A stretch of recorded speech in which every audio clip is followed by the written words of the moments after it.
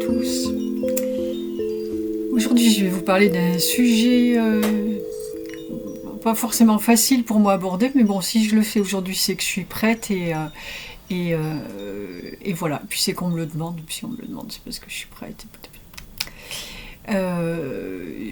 On va donc parler des relations interdimensionnelles, des amours interdimensionnels. Alors des amours sans grand A, là du coup il ne s'agit pas d'universel, il s'agit des histoires d'amour interdimensionnels, comme ce que je vis avec Michael ou ce qu'on vit ensemble, et qui du coup qui a ouvert des portes en fait.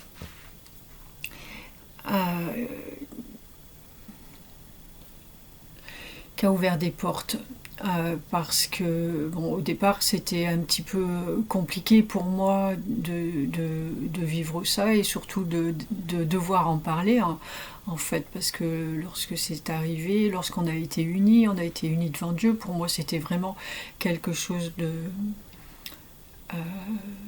d'important déjà, pas de vivre quelque chose.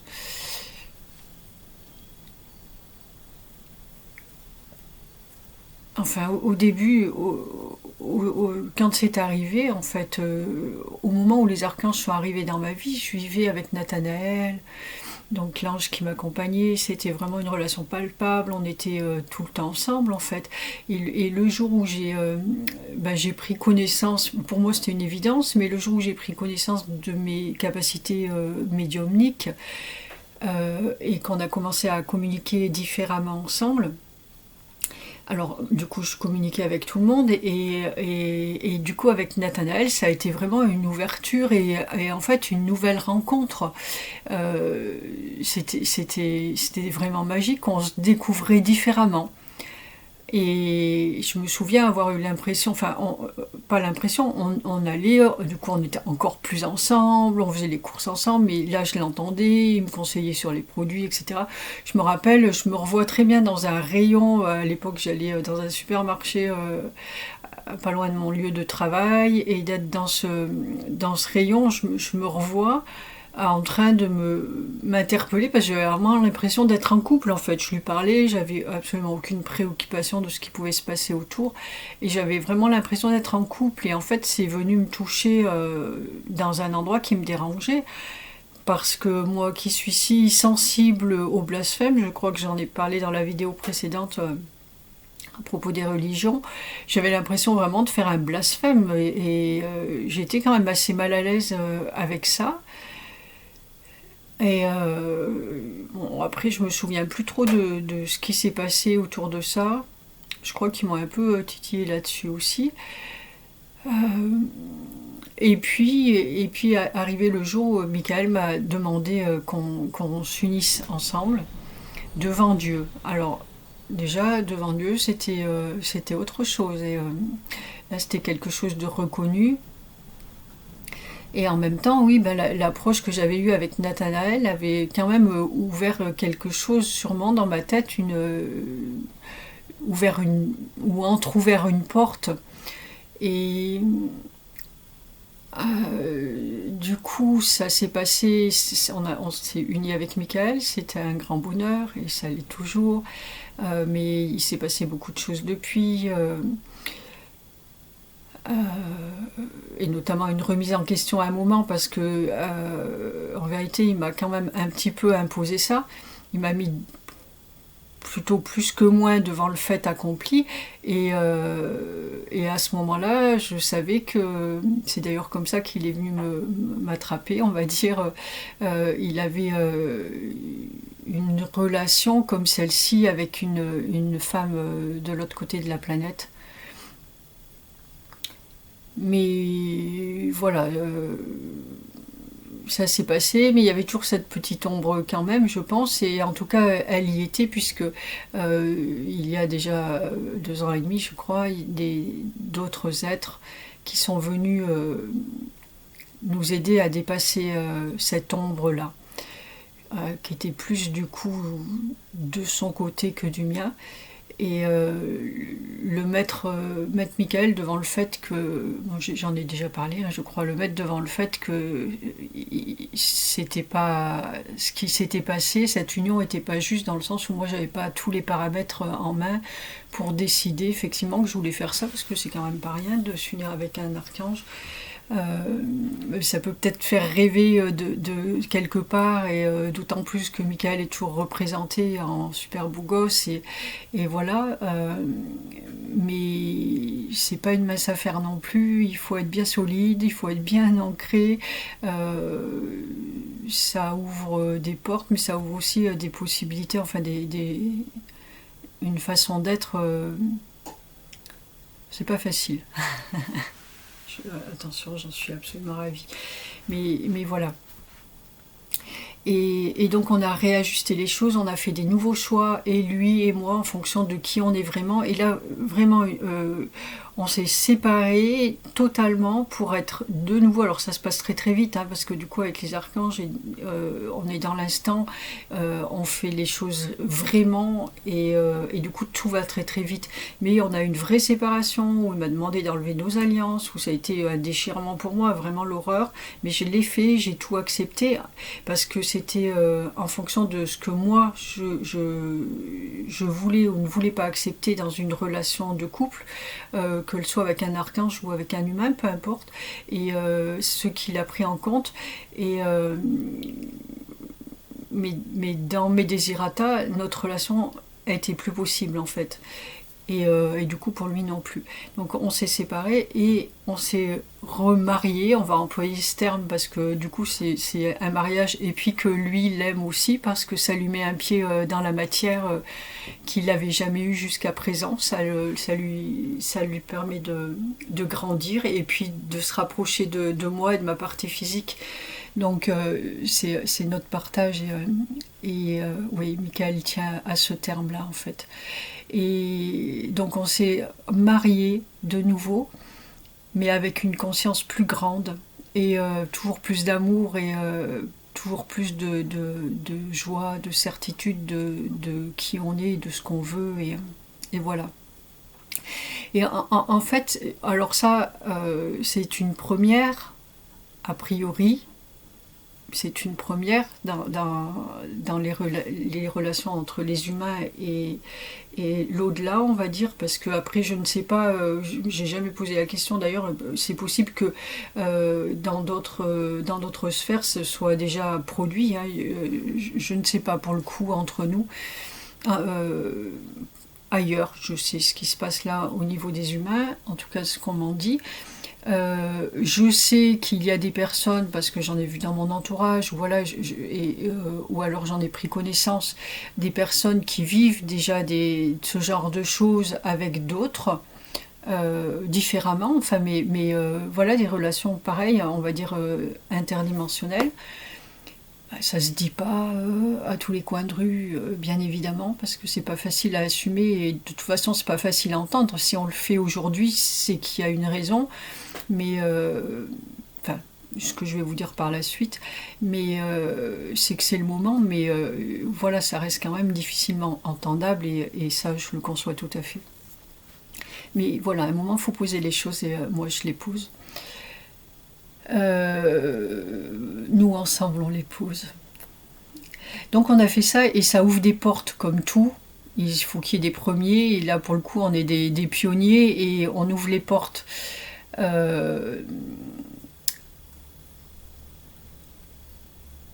Alors, ça c'est notre histoire à nous, et puis l'année dernière, ça va faire déjà bientôt 1 an, où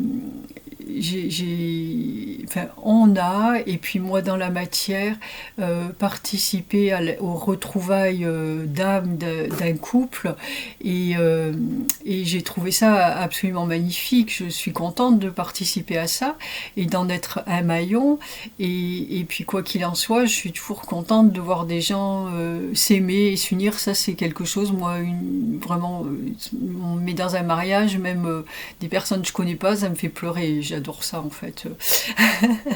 et du coup, Je me souviens qu'à un moment, j'étais avec ces deux amis et on était allés se promener, je les suivais et je les voyais ensemble, ils vont tellement bien ensemble, ils sont tellement heureux et je disais à Michael, oh, mais c'est magnifique, je dis vraiment, j'aimerais tellement en fait qu'on fasse ça, qu'on serve de trait d'union entre les gens qui se retrouvent et puis voilà pour participer à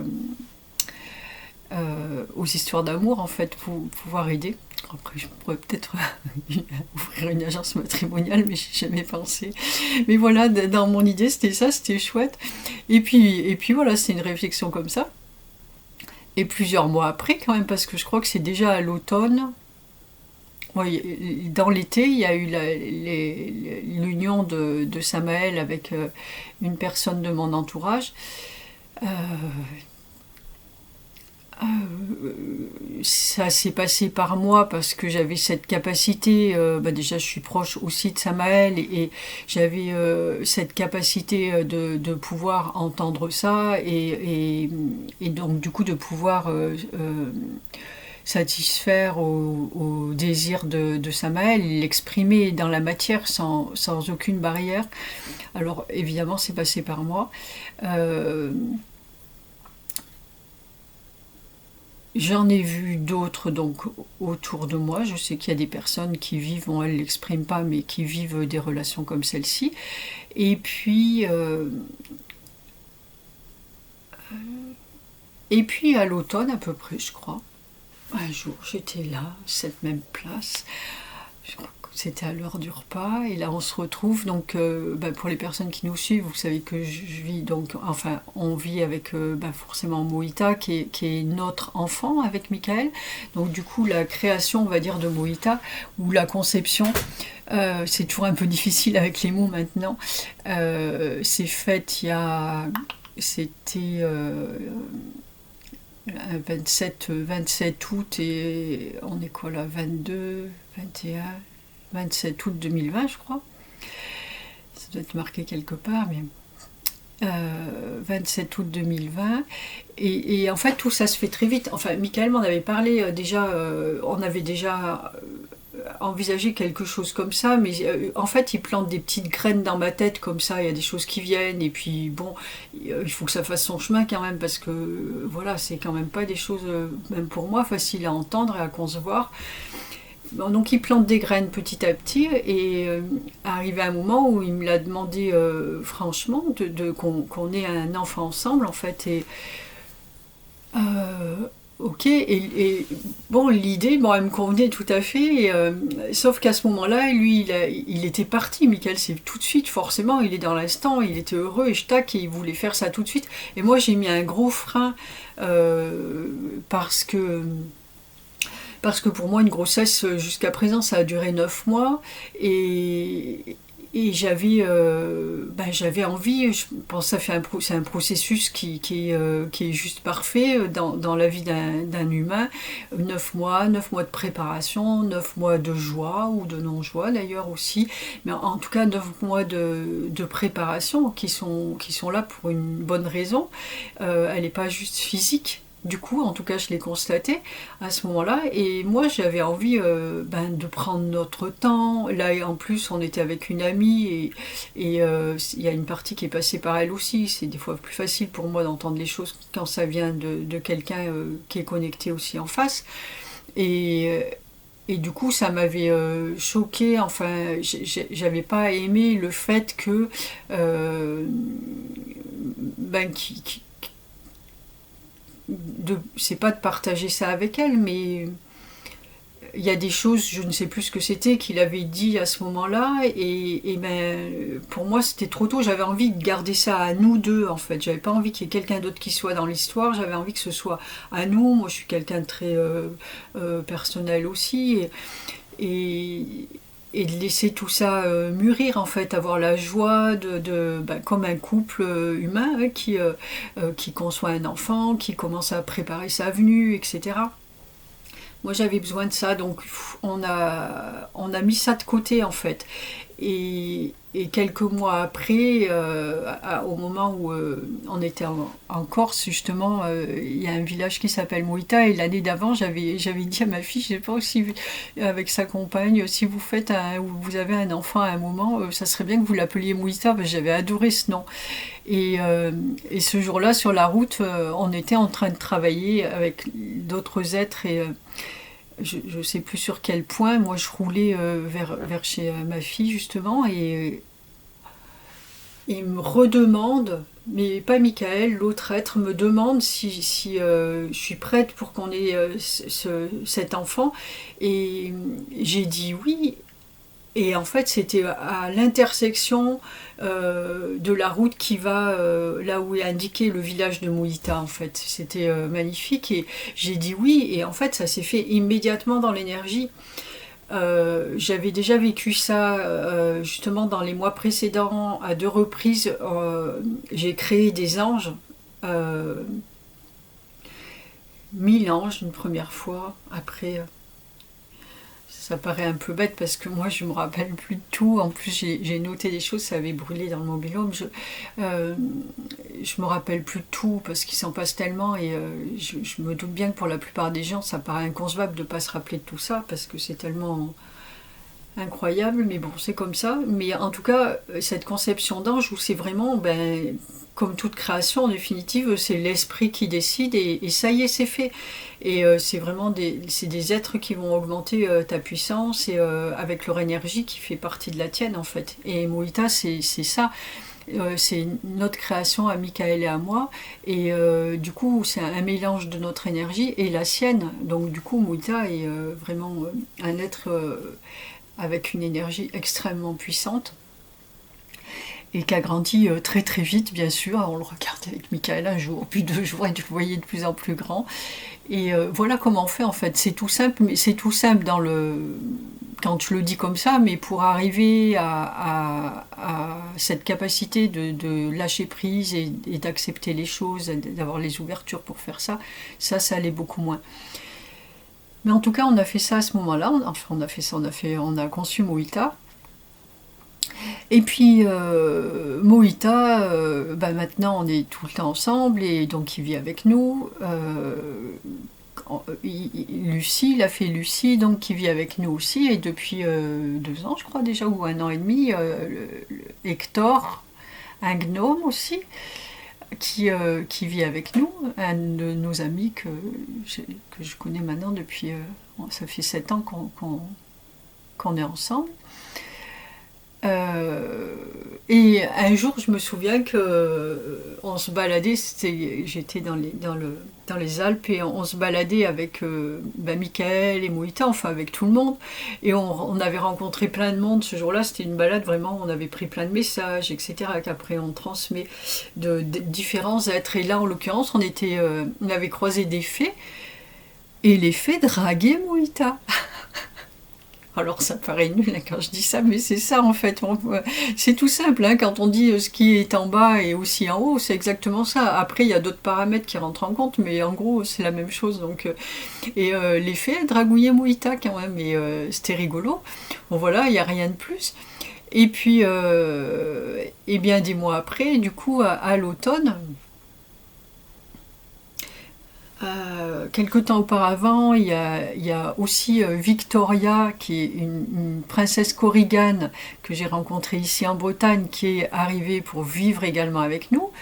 Et entre Hector le gnome et Victoria, ça s'était un petit peu frité quand même, parce que Victoria, j'en ai déjà parlé, elle est très pète sec, et, euh, et en fait, elle me rentrait un peu dedans sur les points qui lui convenaient pas. Donc Hector, qui m'aime vraiment beaucoup, enfin, il y a énormément d'amour entre nous, c'est réciproque, hein, ça lui plaisait pas trop en fait. Et du coup, je me rappelle que c'était un petit peu chaud entre tous les deux.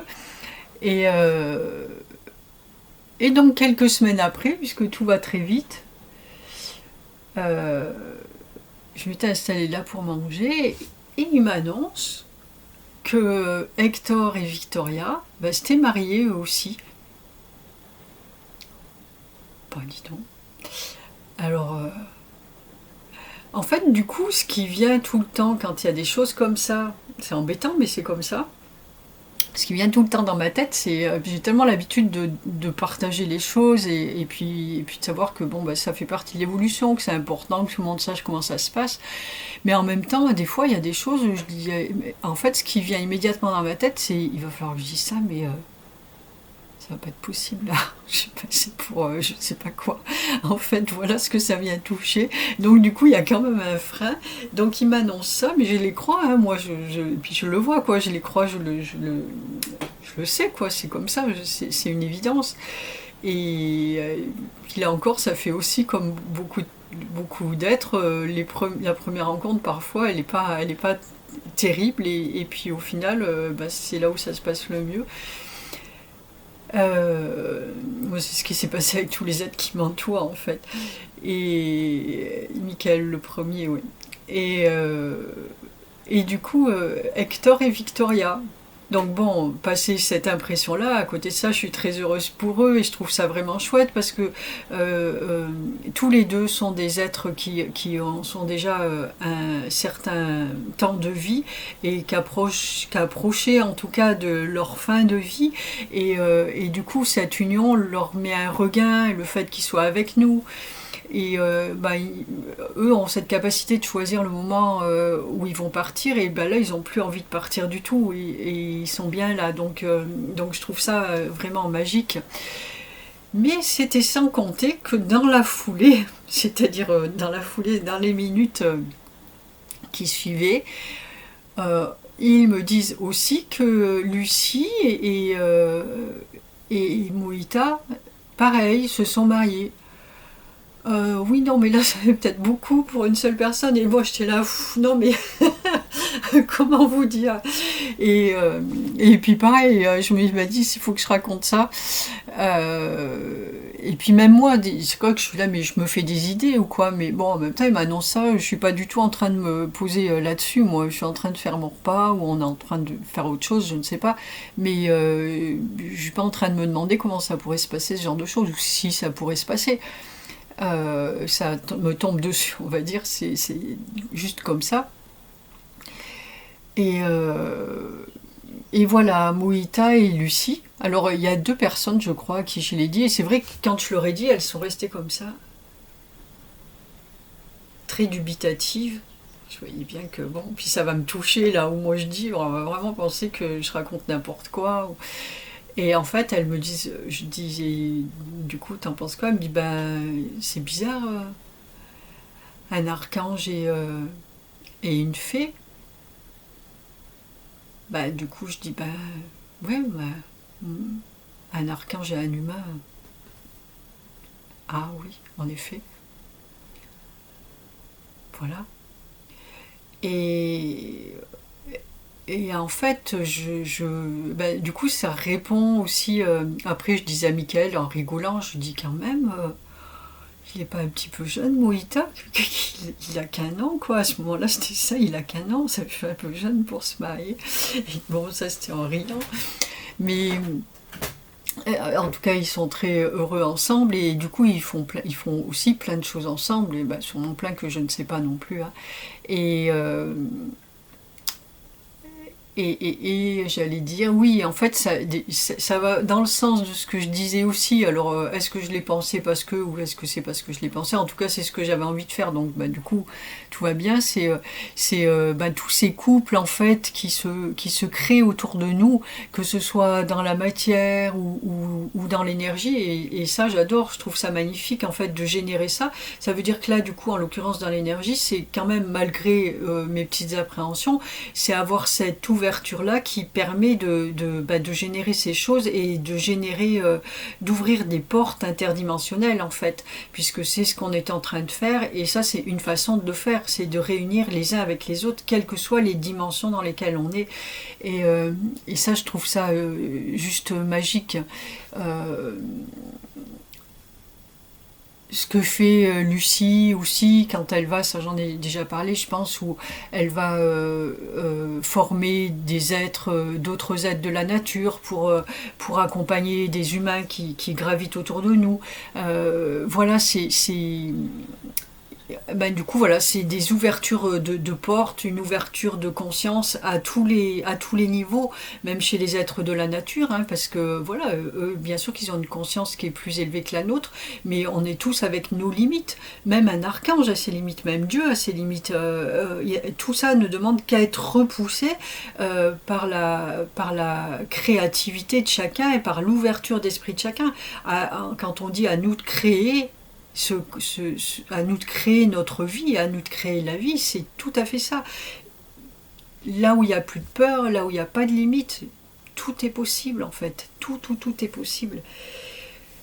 Et donc ben, nous, on crée ces unions interdimensionnelles. Alors quand même, j'adore ça, hein, c'est chouette.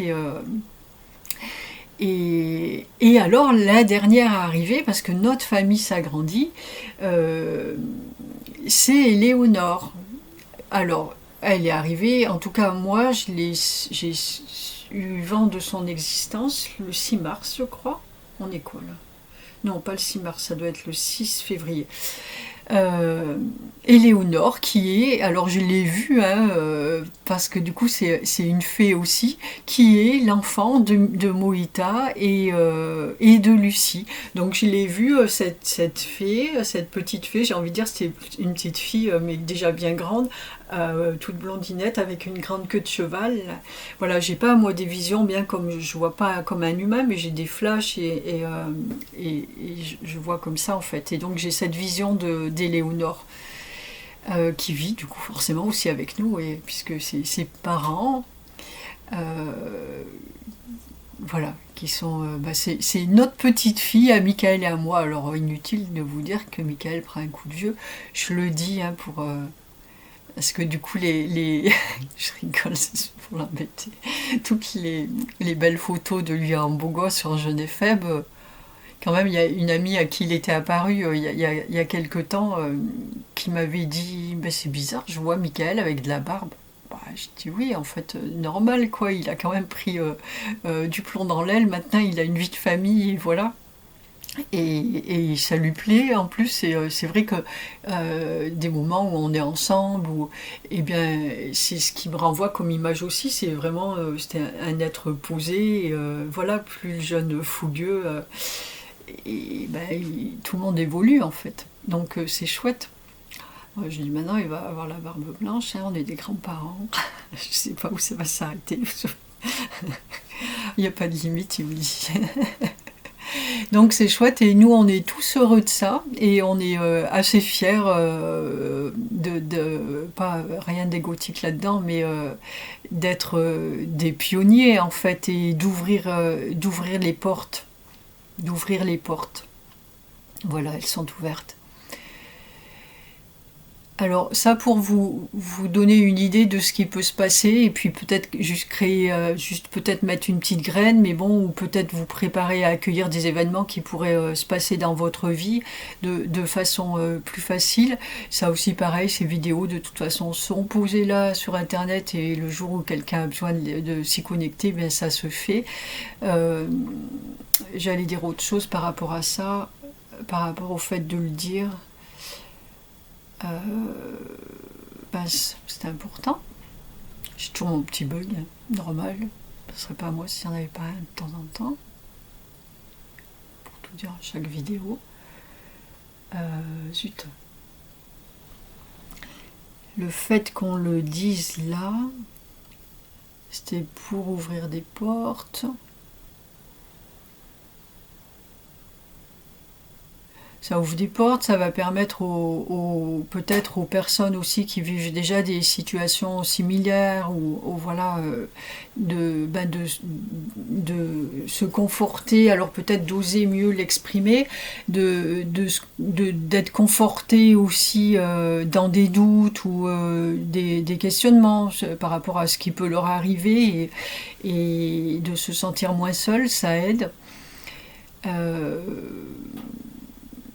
Voilà, c'est déjà pas mal. J'ai encore cette sensation d'avoir laissé passer quelque chose, mais je crois que c'est déjà beaucoup, tout ce qu'on a dit là.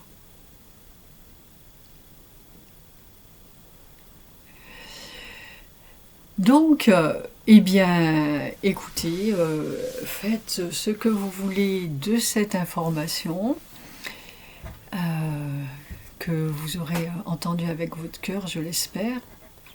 Peut-être pour les gens aussi qui savent se connecter aux êtres, de pouvoir se connecter aussi. Mais on a déjà pas mal dans notre entourage qui connaisseraient bien Moïta et Lucie. Mais peut-être là pour le coup de se connecter aussi à Éléonore et de faire la connaissance d'Éléonore. Et voilà, voilà. Et je vous remercie de votre écoute et puis je vous souhaite plein de bonnes choses et plein de belles découvertes de la vie. Voilà, dans tout ce qu'elle a de plus merveilleux. Je vous embrasse tous, à très bientôt. Ciao, ciao.